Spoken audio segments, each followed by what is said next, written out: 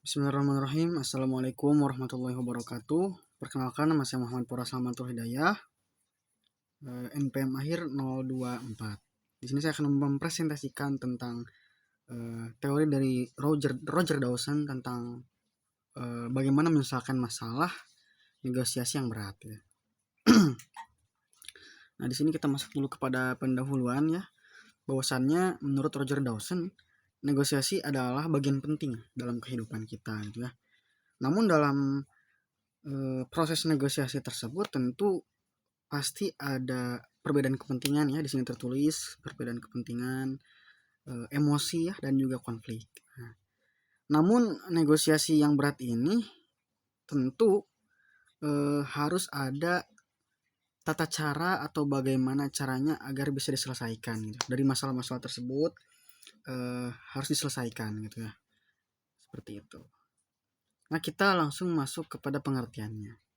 Jadi menurut Roger Dawson itu ya, memecahkan masalah negosiasi yang berat adalah upaya mencari solusi dari konflik melalui komunikasi, pengendalian emosi, dan strategi yang tepat untuk mencapai kesepakatan yang berkelanjutan. Nah, jadi dari teks ini ya dapat disimpulkan bahwasannya memecahkan masalah negosiasi yang berat itu ya adalah upaya gitu ya untuk mencari solusi, untuk mencari berbagai problem solving gitu ya, melalui ya komunikasi yang baik, emosi yang baik, dan juga strategi yang tepat gitu ya, agar tentunya komunikasi berjalan dengan lancar sehingga negosiasi menjadi efektif. Nah, kenapa sih pemecahan masalah ini sangat penting gitu? Nah, di sini Roger Dawson ada 5 gitu ya, mengemukakan 5. Yang pertama adalah kenapa penting, karena untuk mencegah konflik berkembang. Nah, jika terjadi masalah gitu ya dan tidak ditangani dengan tepat, pasti akan menimbulkan masalah-masalah yang baru, berkembang masalahnya itu. Sehingga ya perlu ditanggulangi dengan cara pemecahan masalah tadi ya. Nah, lalu yang kedua adalah membantu menjaga hubungan yang baik. Nah, jika kita melakukan atau menerapkan cara menyelesaikan masalah, maka dalam negosiasi tersebut hubungan kita akan menjadi lebih intim lah dengan lawan negosiasi kita, negosiator lawan. Lalu yang ketiga ada meningkatkan peluang tercapainya kesepakatan. Nah, jika konflik terjadi dengan berat ya, maka penting ini dipecahkan masalahnya. Agar apa? Agar kesepakatan menjadi lebih lebih mudah dicapainya gitu. Nah, kemudian yang ketiga adalah melatih kemampuan berpikir kritis. Nah, jadi kita dilatih untuk berpikir kritis untuk menyelesaikan suatu masalah dalam konteks negosiasi. Lalu yang kemudian yang ketiga, yang kelima maksudnya, membantu menghadapi situasi sulit dengan lebih tenang. Nah, dengan latihan atau teori menyelesaikan masalah ini akan kita bisa dapati ya bahwa diri kita ini bisa menghadapi situasi yang sulit ke depannya gitu, dengan profesional dan juga tenang gitu.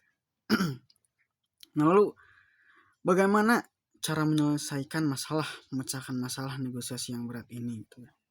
Nah, jadi dalam teori Roger Dawson ya, cara-caranya itu ada 3 ya.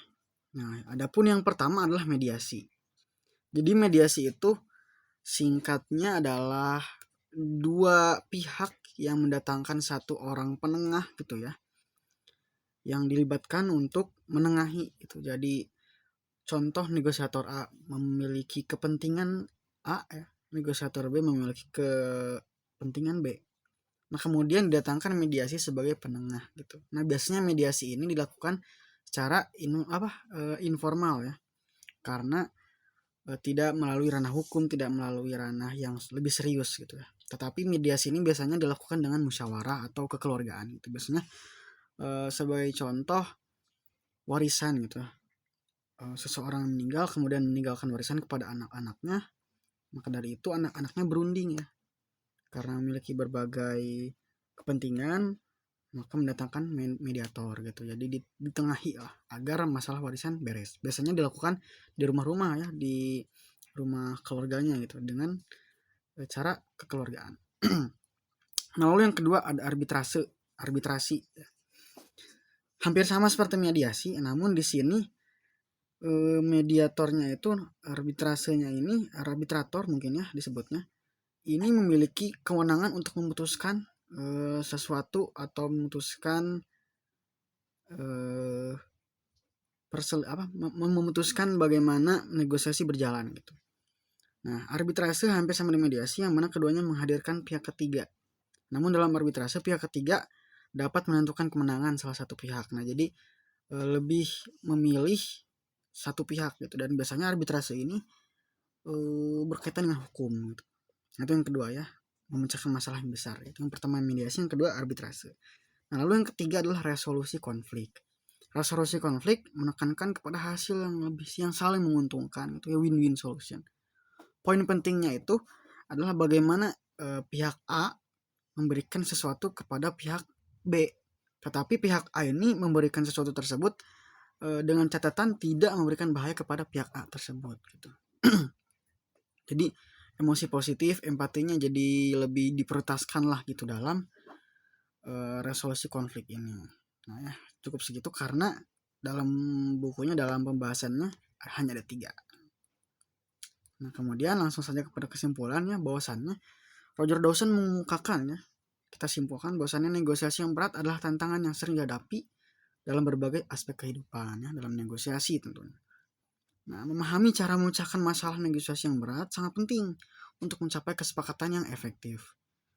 Caranya ada mediasi, ada arbitrasi atau arbitrase, dan resolusi konflik. Ini adalah strategi-strategi yang dapat digunakan sesuai situasi ya.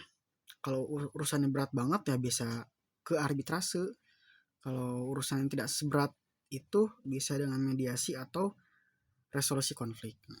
Dengan pendekatan yang tepat, negosiasi yang berat dapat diubah menjadi peluang untuk mencapai solusi yang adil dan berkelanjutan. Nah, seperti itu ya. Jadi penting sekali ya kita belajar tentang pemecahan masalah dalam negosiasi ini. Semoga bisa bermanfaat, dan mohon maaf bila banyak kekurangan. Terima kasih, hatur nuhun, syukron, gracias, thank you, grazie, merci.